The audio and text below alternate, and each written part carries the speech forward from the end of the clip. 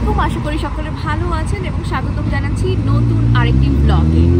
So আজকে আমরা বের হয়েছি বিকালে নাস্তা করার জন্য। আমরা অলরেডি লাঞ্চ করে ফেলেছি, আজকে বাসা থেকেই লাঞ্চ করেছি। আজকে হাতে তেমন কোনো কাজ ছিল না, তাই প্ল্যান করলাম যে একটু বাইরে ঘুরেও আসি এবং হচ্ছে যে বিকালের নাস্তাটাও বাইরে করি। তো বাসা থেকে বেশ খানিকটা দূরে চলে আসছি। তো আজকে হচ্ছে যে দেখি এই এরিয়াতে কি ভালো রেস্টুরেন্ট আছে, সেখানে যেয়ে আজকে বিকালের নাস্তা করবো। Life in London is very hectic, so when I get the time, I try to make the most out of it. সপ্তাহে এই একটা দিনই থাকে যেখানে নিজের জন্য একটু সময় বের করা হয়। আমার কোনোভাবেই একটা লেজি উইকেন্ড ঘরে বসে কাটাতে ইচ্ছা করে না, তাই অল্প সময়ের জন্য হলেও আমি বাইরে বের হই। কোনো স্পেসিফিক প্ল্যান না থাকলেও রাস্তায় বের হয়ে হাঁটা, চারপাশের মানুষের ব্যস্ততা দেখাও কিন্তু একটা এক্সপিরিয়েন্স।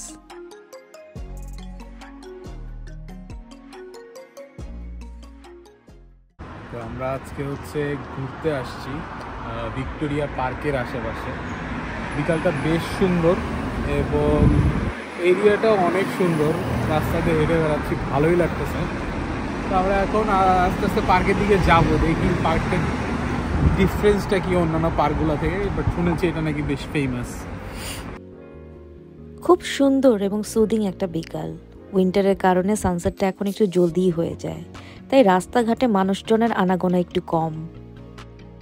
ক্যানেলের পাশ দিয়ে হেঁটে যাচ্ছি আর ফিল করছি উইন্টারের সেই হাড় কাঁপানো ঠান্ডা। আজকের আকাশটা খুব পরিষ্কার, মেঘগুলা যে কি সুন্দরভাবে ভেসে যাচ্ছে।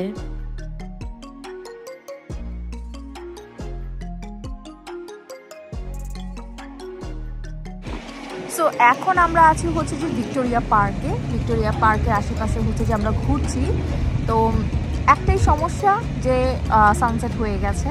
তো উইন্টারে যে প্রবলেমটা আমরা ফেস করি সেটা হচ্ছে যে খুব তাড়াতাড়ি হচ্ছে যে সানসেট হয়ে যায়। তো এখন বিকাল 5টাও কিন্তু বাজে নেই, কিন্তু সূর্য ডুবে গেছে এবং চারপাশ আস্তে আস্তে অন্ধকার হয়ে যাচ্ছে। এর মধ্যেই হচ্ছে যে আমরা আমাদের মতন ঘুরে বেড়াচ্ছি। বেশিক্ষণ হয়তো থাকা হবে না, কারণ অনেকটাই অন্ধকার হয়ে গেছে এবং পার্কের গেটও একটু পরেই ক্লোজ করে দিবে। তো আমরা বেসিক্যালি বেরিয়ে যাব, এই তো।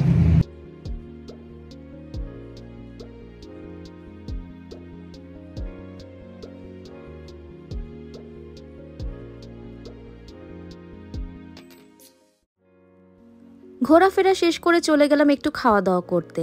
আজকে আমরা ট্রাই করলাম দ্য আরবান চকলেট, যেটা আপটন পার্কে অবস্থিত। যদি আপনারা ডেজার্ট লাভার হন তাহলে এই প্লেসটা হচ্ছে আপনাদের জন্য হেভেন। এখানকার প্রাইস খুবই রিজনেবল এবং এখানকার প্রত্যেকটা খাবারই খুবই মজাদার। আমরা ওদের মেনু থেকে একটা ওয়াফল এবং একটা ফ্রেঞ্চ টোস্ট নেই, যেখানে আমাদের 22 পাউন্ডের মতন খরচ পড়েছিল। এই হচ্ছে আমার নট সো লেজি একটা উইকেন্ড আফটারনুন।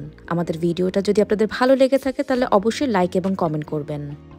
আজকের মতন এখান থেকে বিদায় নিচ্ছি, আবার দেখা হবে নতুন কোনো ভিডিওতে। টিল দেন সকলে ভালো থাকুন।